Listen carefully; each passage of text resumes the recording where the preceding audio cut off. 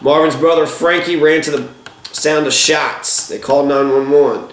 Daddy Gay said it was all in self-defense. He said, I pulled the trigger. The first one didn't seem to bother him. He put his hand up to his face like he'd been hit with a BB. Then I fired again. So, he acted like the first shot was just a BB. How dare him, not taking my bullets. I'm putting bullets in you, boy. You ain't gonna feel my bullets? And then I fired again as I was backing towards the room. I was going to go in there and lock the door. This time I heard him say, oh, and I saw him going down. I did know that I fired the gun. I was just trying to keep him back off of me. I want the world to know it wasn't presumptuous on my part. The charges of first-degree murder were dropped after it revealed that Marvin Sr., Daddy Martin, had been beaten by little Marvin before the killing. So he pushed him down the steps and he kicked him. He says, how dare you come here, yell at her like that? Wants to get a gun. How dare you humiliate me in front of my subordinate wife? Since you did that, I'm going to kill you. The humiliation is the reason why they said, Dr. Ronald Markham said that he killed him because he was humiliated. Spent his final years in a retirement home. Daddy Sr. died of pneumonia in 1998.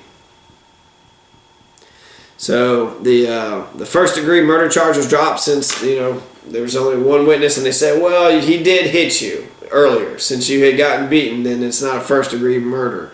Instead of jail time, he got 5 years probation. Daddy Sr. served none of it. He got out on the streets.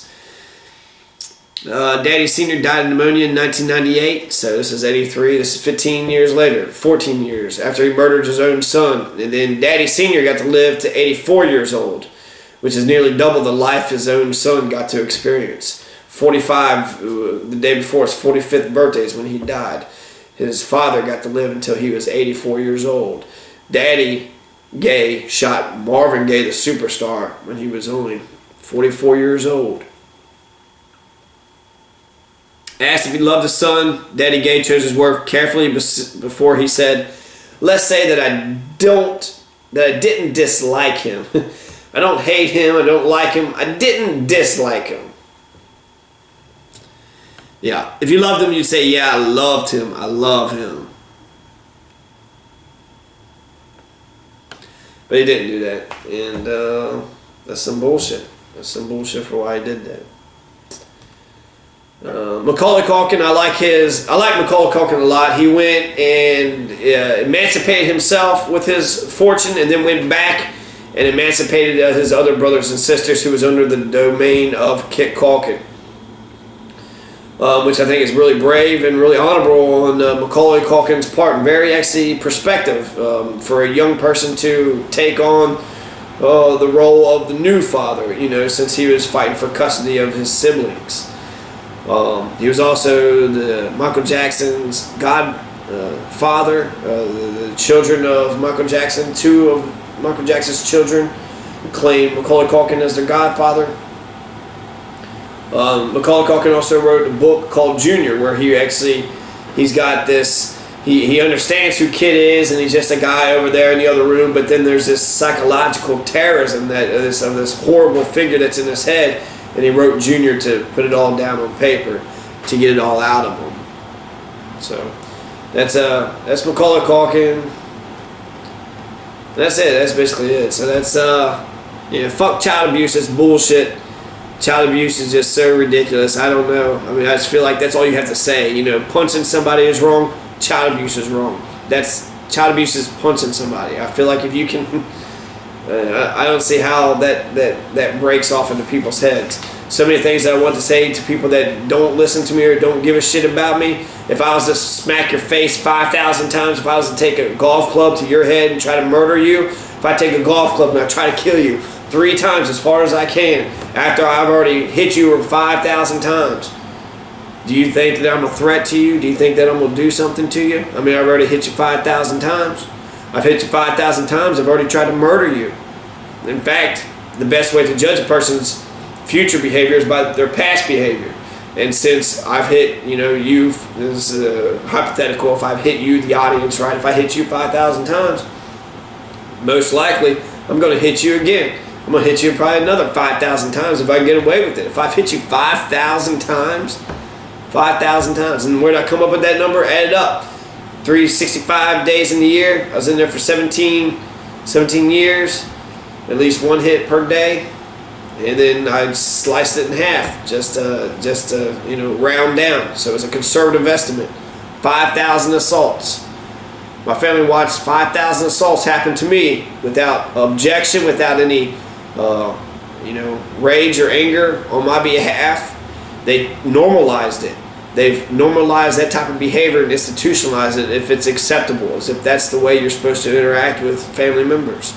And it's not. I don't have a family. I am an orphan. I am an orphan. I do not have a family. Not anyone that actually loves me. You can't love the person that tried to murder me and love me at the same time and tell me that you love me. If anybody tried to murder my kid, you think I would love that person? You tried to kill my kid. I don't love you. You tried to murder my kid. Why? If you tried to murder my kid, why shouldn't I try to murder you? I mean, wouldn't that be justice? I mean, if I tried, I guess that means it wasn't successful. But if you killed my kid, I'd have no qualms whatsoever killing you back at all. There's a case about some drunk driver hitting a father's son, killing the father's son, and then the father kills the drunk driver. And now the father is being charged with murder. You killed my kid. That ain't murder. That's justice. You took out my baby. Now you died. But it ain't even about you dying. It's about you taking away something that I love. And that's what my family has done. They have rallied behind a person that tried to murder me.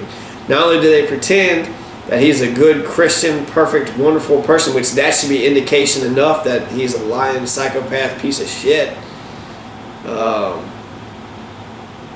Also, the fact that they've seen all the violence happen over and over again is unbelievable. God, when I think about like Spike Wright's perspective, you got two people. One person has hit the other one 5,000 times. 5,000 times. 5,000 hits across my head. Hit, boom, boom, boom, smack, smack, smack, right? Throw Kool-Aid in your face. Here's ice. Ha, ha, ha. Look at you. Everybody look at him. Ha, ha, ha. Look, he's upside down. Hit, hit, hit. No, look, I'm dragging him through the house. Ha, ha, ha. Look, I'm dragging him. What y'all gonna do now? I'm bigger and better than you. What you gonna do now? They watched all that. They watched it over and over again. And instead of standing up to the person that was a violent psychopath for many years, they're going to stand up to the person that I defended myself one time in my entire life. I defended myself 3 years ago. And the one time I defend myself, they're going to throw the book at me and treat me as if I'm the devil when I got hit over 5,000 times. I'm not the violent one. I've been anti-violent I've endured 5,000 hits without reacting violently. If anything, I know how to struggle and how to endure. And maybe that's why they allow me to keep on accepting it, because they don't want to stand up to that psychopath. They know that I can take it, but I can't take it anymore. To accept punishment as if that's acceptable? Nah. You want to injure me? Fuck you. You ain't gonna injure me. I don't deserve to be injured.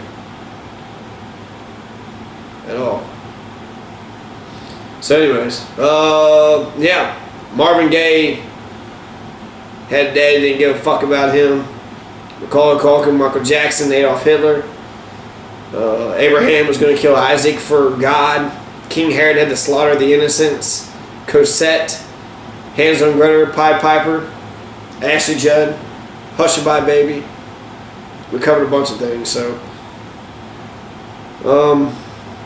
fuck child abuse. Viva la revolution. Occupy.